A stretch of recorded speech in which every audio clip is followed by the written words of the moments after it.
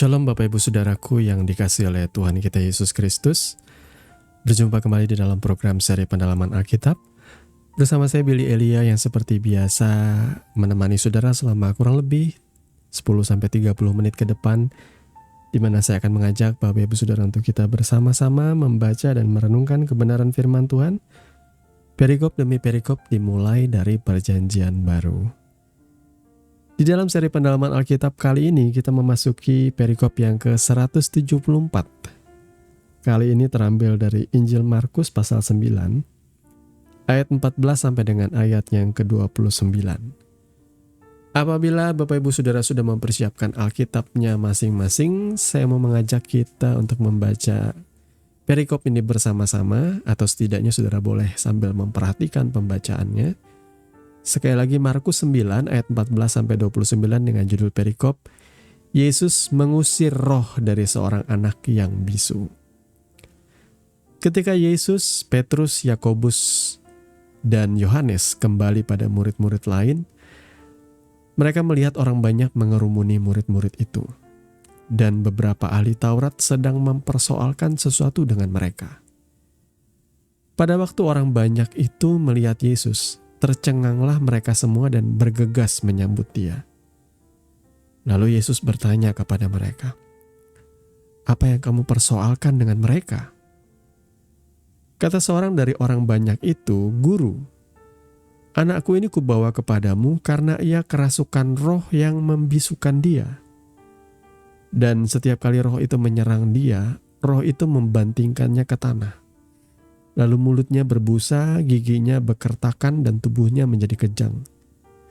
Aku sudah meminta kepada murid-muridmu supaya mereka mengusir roh itu, tetapi mereka tidak dapat." Maka kata Yesus kepada mereka, "Hai kamu angkatan yang tidak percaya, berapa lama lagi aku harus tinggal di antara kamu? Berapa lama lagi aku harus sabar terhadap kamu? Bawalah anak itu kemari." Lalu mereka membawanya kepadanya. Waktu roh itu melihat Yesus, anak itu segera digoncang-goncangnya. Dan anak itu terpelanting ke tanah dan terguling-guling, sedang mulutnya berbusa. Lalu Yesus bertanya kepada ayah anak itu, "Sudah berapa lama ia mengalami ini?" Jawabnya, "Sejak masa kecilnya. Dan seringkali roh itu menyeretnya ke dalam api ataupun ke dalam air untuk membinasakannya. Sebab itu jika engkau dapat berbuat sesuatu, tolonglah kami dan kasihanilah kami."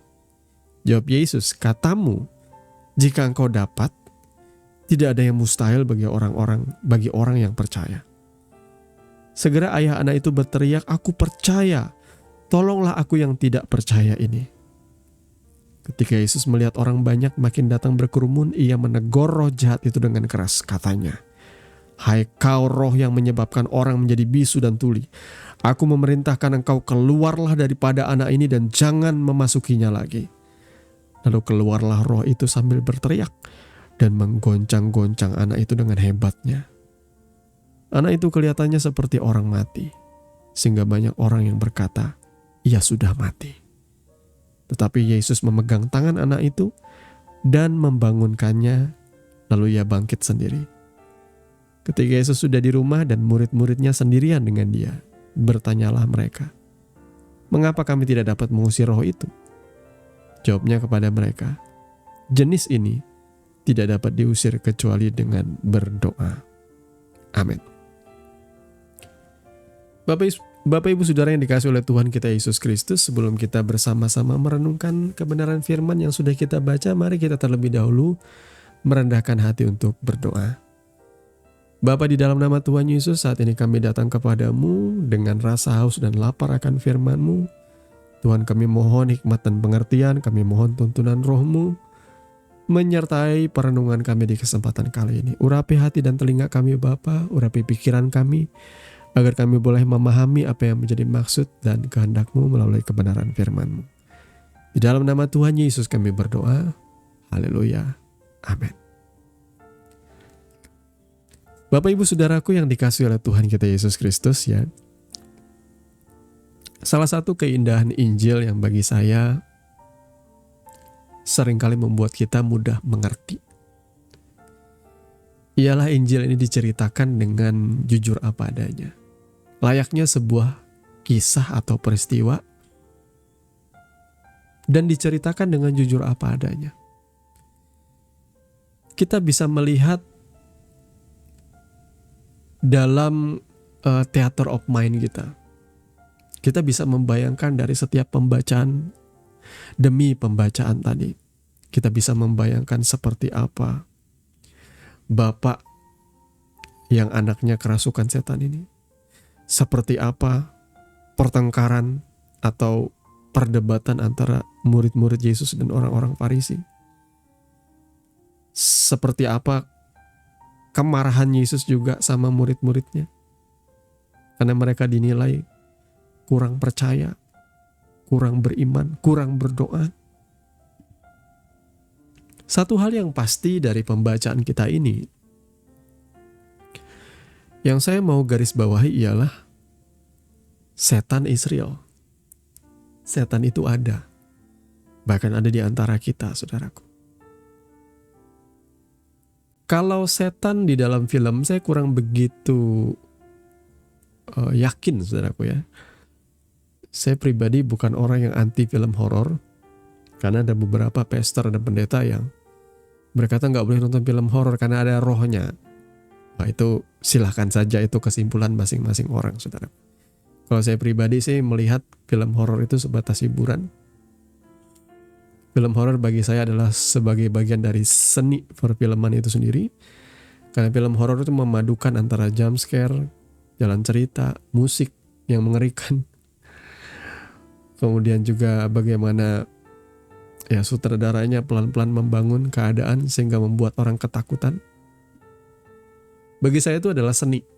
Sebagaimana orang juga menciptakan suatu sandiwara komedi dan sebagainya, atau film-film komedi yang bisa membuat kita tertawa. Ya film horor juga adalah sebuah seni membuat kita, sisi ketakutan kita tergelitik. Dan membuat kita banyak kali suka histeris dan menutup mata. Namun bagi saudara yang tahu firman Tuhan, film horor bagi saya hanya membuat saya tuh tersenyum. Kalaupun saya kaget, tapi saya tidak pernah terbawa sampai pulang itu takut, lalu nggak berani kencing tengah malam, lalu nggak berani keluar sendirian. Itu sih namanya saudara masih dikuasai roh ketakutan. Seberapa sering saya nonton film horor, saya nggak pernah takut, saudaraku ya. Karena saya sudah tahu faktanya. Yang paling penting itu saudara tahu kebenarannya. Roh setan, roh jahat itu tidak seberkuasa itu. Mungkin iya dia punya kuasa terhadap orang-orang yang tidak di dalam Yesus. Tapi dengan kita, orang-orang percaya, dan saya juga berharap jangan cuma percaya, tapi orang-orang yang melekat dengan Tuhan, setan tidak punya otoritas atas saudara. Tidak punya kuasa. Karena saudara dilindungi, dipagari. Contohnya siapa? Ya Ayub. Setan protes sama Ayub. Ya iyalah Tuhan, Engkau membangun pagar di sekeliling kehidupannya sehingga kami tidak bisa berbuat apa-apa. Itu fakta. Fakta dari sudut pandang setan. Bahwa setiap orang percaya, setiap anak-anak Tuhan, kesayangan Tuhan, itu dipagari oleh Tuhan kehidupannya. Belum lagi ada satpamnya loh, malaikat-malaikat Tuhan berjaga-jaga.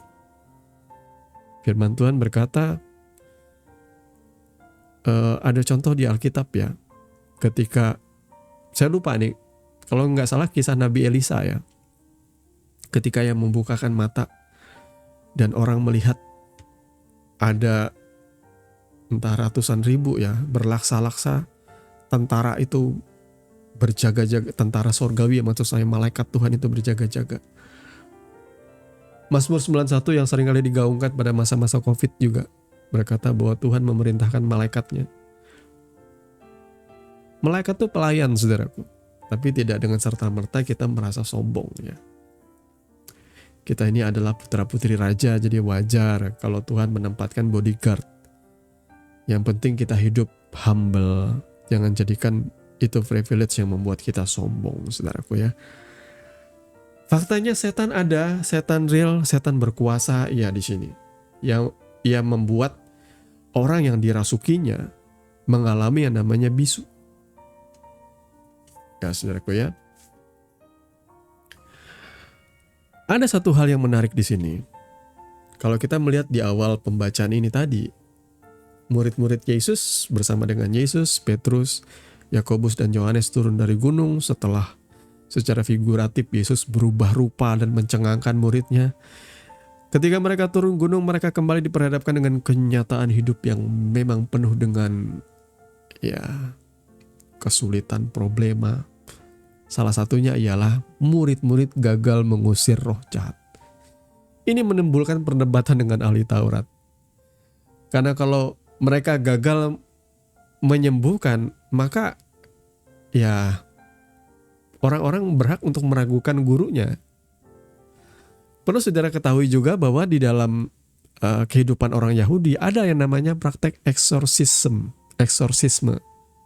Praktek pengusiran roh jahat atau praktek pengusiran setan. Yang biasanya dilakukan oleh dukun Yahudi atau oleh salah satu rabi dari kaum Farisi ya. Sejarawan abad pertama Flavius Josephus mencatat hal ini. Namun kuasa Yesus itu berbeda. Karena pada masa itu orang menyembuhkan kerasukan setan itu dengan ritual yang panjang biasanya. Ya, ritual ini. Kalau nggak salah ada beberapa film yang terinspirasi dari setannya orang Yahudi, saudaraku ya. Saya lupa namanya. Ya, saya lebih suka melihat kepada kebenaran firman Tuhan. Saya nggak tertarik kepada urban legend. Orang boleh ngomong apapun. Waktu kecil pun saya sering kali dicokoki dengan cerita-cerita horor. Waktu kecil saya tumbuh dengan cerita horor, cerita mistis, kisah-kisah mengerikan tentang setan A, B, C, D, E. Belum lagi kita dicekoki dengan film-film horor zaman dulu, Susana lah, Ranjang Setan, kemudian apa lagi? Aneh-aneh saudaraku ya film-filmnya zaman dulu. Ya, Malam Satu Suro, Sundel Bolong, kemudian film-film horor zaman dulu ya seperti Poltergeist dan lain sebagainya. The Omen ya yang versi 1981 kalau nggak salah, itu lumayan membekas di hati saya saudaraku ya. Karena di sini ada curangnya, di situ diceritakan setan tuh kayaknya berkuasa banget ya. Film yang lumayan bikin saya ketakutan ya. Waktu saya zaman saya kuliah, saya lumayan masih ketakutan sama film ini yaitu Ju-on ya. Yang versi Jepangnya saudaraku ya. Kalau dibikin di dalam versi Hollywoodnya tuh The Grudge, dendam ya. Ju-on itu menyeramkan banget buat saya saudara. Tapi sekarang nggak ngefek saudara, nggak ngefek sama sekali. Nggak ada ketakutan saya. Ya saudaraku ya. Di mana ada kebenaran, di situ akan tumbuh damai sejahtera. Di mana ada kebenaran, di situ akan menetralisir dusta. Jadi film-film itu kebanyakan dusta saudaraku. Film-film itu kebanyakan ya memang fiksi. Kalau film diceritakan seperti kenyataan ya cepat selesai filmnya saudaraku ya. Gimana kalau ada setan orang kesurupan gitu ya. Tiba-tiba siapa namanya pemeran utama di dalam film Conjuring itu ya, yang istrinya punya kemampuan indigo ya. Kalau seandainya ada pester datang langsung mengusir setan dan setannya kalah, yaitu palaknya kalah, setan-setan pokoknya di film Conjuring itu kalah, ya paling filmnya cuma bertahan 15 menit saudaraku ya, udah tamat. Kan gak seru ya, pastinya dibikin fiktif, dibikin ya kayaknya setannya berkuasa seperti itu, padahal itu kan kebohongan semua saudara ya. Namun fakta di Alkitab memang mencatat ada yang namanya orang kerasukan setan. Dan ini lumayan serius saudaraku. Lumayan serius karena firman Tuhan berkata setan itu datang untuk mencuri, membunuh, dan membinasakan. Betul, orang kerasukan setan ini. Dari kesaksian bapaknya dikatakan bahwa roh jahat yang menguasai anak ini seringkali menarik anak ini ke dalam api dan ke dalam air untuk menenggelamkan dia. Ini serius banget setannya. Ya, gejalanya seperti gejala epilepsi kalau zaman sekarang atau penyakit ayan ya. mulutnya berbusa-busa, kemudian dia seperti orang yang kejang seperti itu. Ya, saudaraku ya. Ketika Yesus bertanya, sejak kapan anak ini mengalami seperti ini? Sejak masa kecilnya. Jadi bisa bayangkan, saya tidak tahu usia berapa anak ini ya, tetapi kalau dibilang sejak masa kecilnya berarti anak ini sudah lumayan dewasa. Paling tidak ya dia remaja lah. Sejak masa kecilnya dikuasai oleh roh jahat, itu gak enak, saudaraku. Saya mau kasih tahu saudara ya, orang-orang yang tidak hidup bersama dengan Kristus, yang tidak diselamatkan, yang belum bertobat dan lahir baru, mereka belum menjadi umat tebusan, belum menjadi umat kepunyaan Allah. Dan firman Tuhan di dalam Roma 8 tidak bisa berlaku dengan orang ini. Ya, Roma berkata apa? Tidak ada penghukuman. Kalau dalam bahasa aslinya menggunakan kata tidak ada kutuk bagi mereka yang ada di dalam Kristus. Maka orang-orang yang di luar Kristus, yang masih belum selamat, yang masih belum bertobat, yang masih belum lahir baru, saya mau kasih tahu, saudara dalam keadaan vulnerable, saudara dalam keadaan rentan diserang oleh roh jahat. Kalau tidak ada Kristus di dalam hidupmu, rumah kehidupanmu itu kosong. Dengan serta-merta, iblis bisa membawa roh-roh jahat yang akan merusak kehidupan saudara. Dari buahnya lah kamu akan mengenal mereka. Orang-orang yang hidupnya dipenuhi roh jahat ya terlihat dari kehidupannya yang ya berbuah kejahatan, saudaraku ya. Tidak bisa mengampuni, selalu kepahitan, mulutnya sangat mudah untuk berkata-kata kebun binatang, mencaci maki, menyumpah, sombong dan lain sebagainya. Itu adalah buah-buah dari ketidakhadiran Tuhan dalam hidup kita. Kalau ada Kristus dalam hidupmu, ya ada yang akan mengoreksi saudara sebelum saudara melakukan suatu dosa dan pelanggaran. Dosa itu masih menggoda dalam jiwa kita. Tapi kayak ada rem ya, saya bilang rem aja ini, yang menahan kita untuk jatuh ke dalamnya. Berapa banyak saudara yang hari ini digoda dengan keinginan-keinginan dosa-dosa favorit saudara. Tapi dalam batin saudara tahu bahwa aku gak boleh seperti ini. Karena aku pasti akan menyesal, karena aku juga pasti akan menyakiti hati Tuhan, dan aku juga akan menyakiti orang-orang yang kukasihi. Nah, ini saudaraku. Itu buah dari kehadiran Roh Kudus dalam hidup saudara. Roh Kudus juga kalaupun saudara jatuh, dia akan menginsafkan saudara akan dosa. Membuat saudara menyesal, dan penyesalan itu mendatangkan duka cita yang mendorong saudara untuk bertobat. Kalau saudara bertobat itu benar berarti Roh Kudus yang mengoreksi hati saudara. Tapi kalau saudara tidak mau mendengarkan Roh Kudus, ya lama-kelamaan seperti orang yang, coba aja saudaraku ya, kalau saudara sudah menegur orang 1, 2, 3 kali, akhirnya saudara lama-kelamaan, orang ini gak bisa ditegur, kayaknya ngapain juga aku tegur. Nah, saya merasa juga Roh Kudus juga seperti itu. Ketika saudara sudah tidak bisa lagi ditegur oleh Tuhan, biasanya ada kemungkinan Tuhan bisa menyerahkan saudara kepada iblis. Bisa jadi. Bisa nggak? Bisa, ada kemungkinan. Tuhan sengaja membuka tirai atau pagar perlindungannya seperti Ayub. Itu bisa terjadi loh saudaraku ya. Jadi ada hal-hal yang Tuhan izinkan karena saudara nggak bisa ditegur lagi, nggak bisa dikoreksi hati saudara. Maka kadang-kadang saudara Tuhan izinkan untuk tiba-tiba tanpa perlindungan dan saudara mengalami sakit penyakit. Dalam keadaan saudara mengalami sakit penyakit, di situ saudara mulai sadar, oh iya Tuhan, aku sudah jauh dari Engkau Tuhan. Atau kena suatu masalah yang ribet, yang ruwet, yang membuat Tuhan ampuni aku, Tuhan aku jauh dari Engkau. Dan ini yang terjadi, aku minta ampun Tuhan. Karena saudara bukan Tuhan yang meninggalkan engkau. Engkau yang keluar dari zona perlindungan Tuhan. Engkau keluar dari tiang awan dan tiang api yang menyertai engkau siang dan malam. Karena engkau mau melakukan kemauanmu, bukan kemauan Tuhan. Jadi apapun yang kita rencanakan, memang kita harus mengutarakannya dan membawanya di dalam doa. Nah, kita kembali kepada ayat firman Tuhan, saudaraku. Di sini Yesus cukup marah ya. Terlihat marah, bahkan kalau kita lihat theater of mind-nya, kita lihat dari pembacaan kita ya.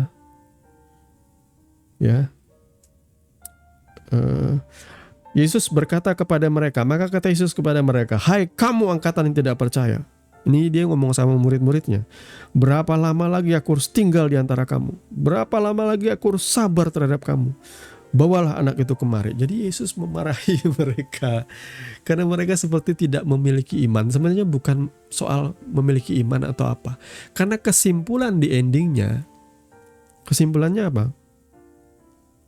Murid-murid bertanya, "Mengapa kami tidak dapat mengusir roh itu?" Walaupun Yesus marah tadi ya, menegur mereka. Tapi Yesus kemudian menjelaskan, jenis ini tidak dapat diusir kecuali dengan berdoa. Lalu ada di Injil yang lain ditambahkan begini, berdoa dan berpuasa. Nah, sebenarnya saya ada menelaah kebenaran ini ya. Apa yang dimaksud jenis ini tidak bisa diusir kecuali dengan berdoa, dan ada dalam tanda kurung. Sebenarnya dalam tanda kurung itu tidak ada dalam konteksnya, dalam tulisannya ya, tetapi itu ditambahkan mengingat budaya pada masa itu ada yang namanya doa dan berpuasa. Ya, saudaraku ya. Jadi ditambahkan jenis ini tidak dapat diusir kecuali dengan berdoa dan berpuasa, tapi sebenarnya konteksnya itu cuma berdoa. Ya, saya sempat bertanya, apakah berdoa ini dan berpuasa ini ada metodologinya, ada tata caranya, ada kebiasaannya yang diajarkan oleh murid Yesus di masa itu? Ternyata tidak, saudaraku. Waktu saya awal bertobat, Bapak rohani kami memang seringkali mengajarkan kami untuk yang namanya punya waktu berdoa. Punya waktu juga dalam seminggu ada berpuasa. Di mana berpuasa itu dikhususkan untuk berdoa. Sebenarnya berpuasa itu tidak masalah karena Yesus sendiri mengajarkan juga hal berpuasa ya. Namun dia mengajarkan kalau berpuasa itu jangan kelihatan kalau engkau sedang berpuasa. Kemudian puasanya juga itu kayak sebuah komitmen antara engkau dan Tuhan saja yang tahu. Puasanya juga tidak ada tata caranya. Puasa itu kalau yang diajarkan Bapak rohani kami waktu saya baru bertobat, pada intinya kita memang mengkhususkan diri kita untuk merendahkan diri di hadapan Tuhan, untuk menghabiskan waktu kita duduk diam dekat dengan Tuhan, membaca, merenungkan firman-Nya dan berdoa. Itu namanya berpuasa, dan ini tidak ada salahnya bagi saya. Itu seperti momen ketika saudara di akhir pekan, biasanya saudara karena merasa capek, jenuh dengan pekerjaan, lalu saudara berkata, "It's time for me time." Ini waktunya untuk me time, quality time. Lalu saudara menghabiskan waktu berjam-jam scrolling di smartphone atau nonton drama Korea atau nonton drama atau film-film di Netflix. Saudara bisa berjam-jam. Itu namanya bagi saudara me time atau quality time. Nah, doa puasa juga seperti itu.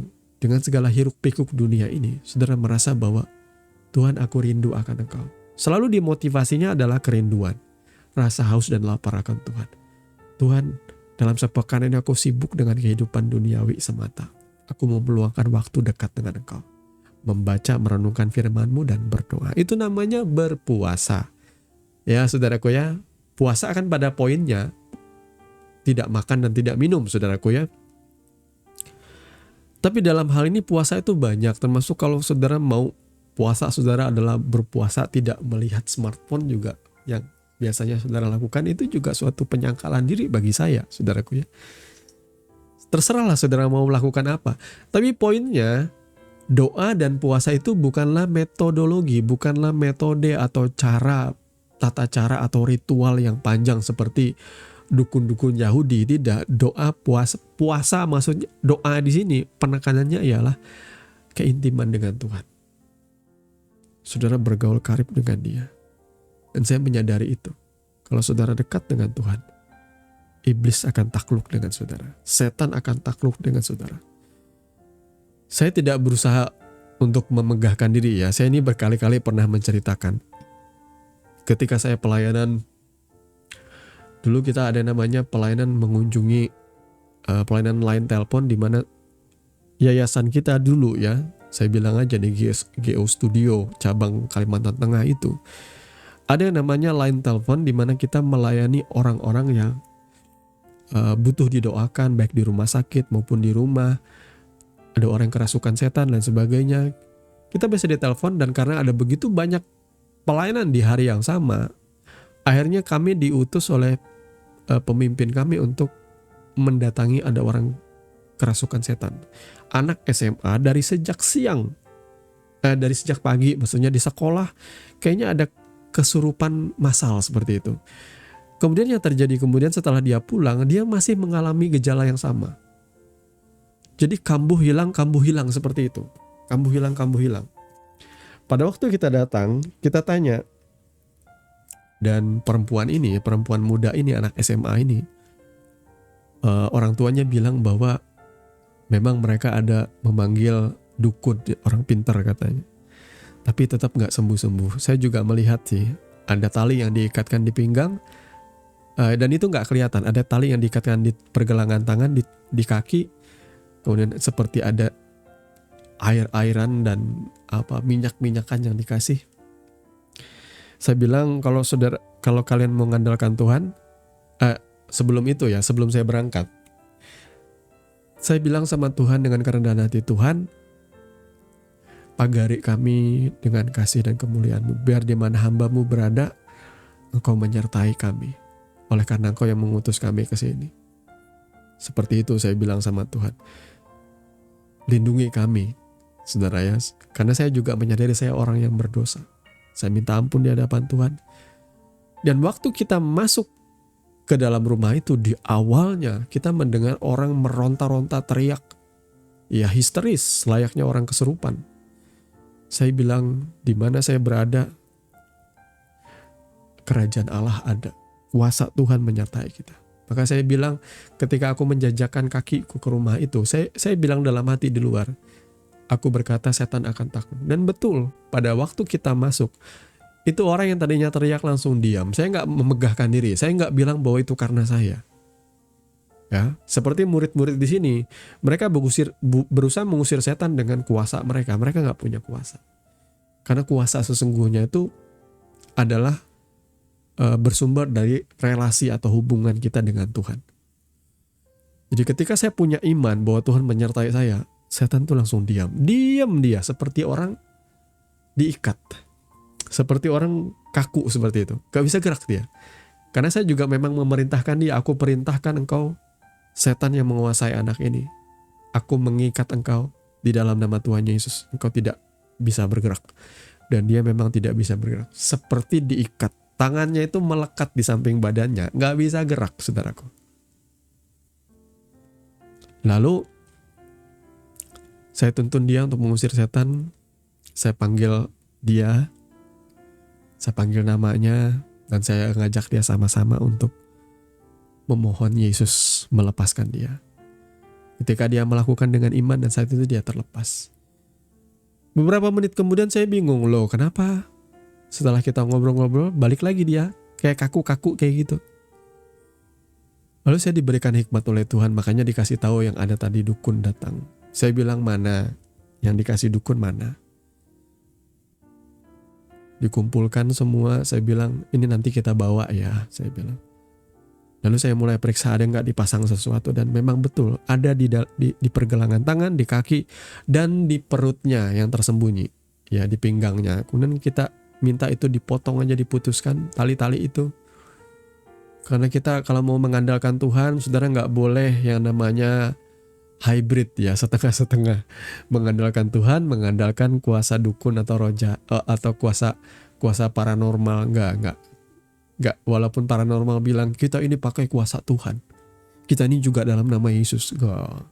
Kalau pakai kuasa Tuhan ya saudara harus percaya bahwa tanpa ada ritual apapun, tanpa ada minyak apapun yang aneh-aneh saudaraku, tanpa ada jimat-jimat apapun, gak usah. Saya bilang, setelah dikumpulkan sekali lagi kita usir roh jahat itu, dan kali ini dia betul-betul tidak balik lagi sampai kita selesai dan pulang.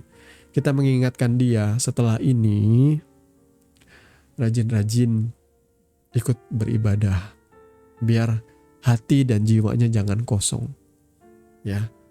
Seperti itu. Nah, fenomena inilah yang juga banyak kali kami alami dalam kehidupan kami, di dalam pelayanan kami. Maka saya mau kasih tahu Bapak Ibu Saudaraku yang dikasihi oleh Tuhan kita Yesus Kristus, melekatlah dengan Tuhan, tinggal di dalam Dia, biar setan tidak punya kesempatan untuk masuk ke dalam kehidupan saudara atau masuk ke kehidupan sanak keluarga saudara. Tuhan kiranya memberkati kebenaran firman-Nya, dan mari kita sama-sama berdoa. Bapa, di dalam nama Tuhan Yesus, saat ini kami datang kepadamu dengan kerinduan. Tuhan kiranya menyatakan hikmat dan pengertian dalam hati kami dari apa yang sudah kami renungkan tadi Bapa. Biarlah itu melekat dan tinggal diam dalam hati kami. Buat kami yang tidak mengerti, biar Tuhan yang menerangi dan Tuhan terus berbicara dari hari ke hari.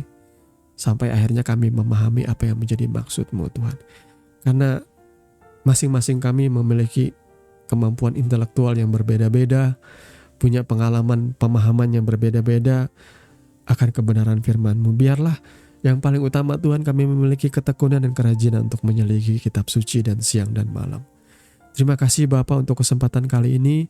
Kami dengan kerendahan hati memohon Tuhan kiranya menuntun kami. Kami mau intim, karib dengan Tuhan, dekat dengan Tuhan, dan kami mau menjauhkan kejahatan dalam hidup kami Bapa. Terima kasih Tuhan untuk kebaikan-Mu. Kami mengucap syukur, dalam nama Yesus kami berdoa. Amin.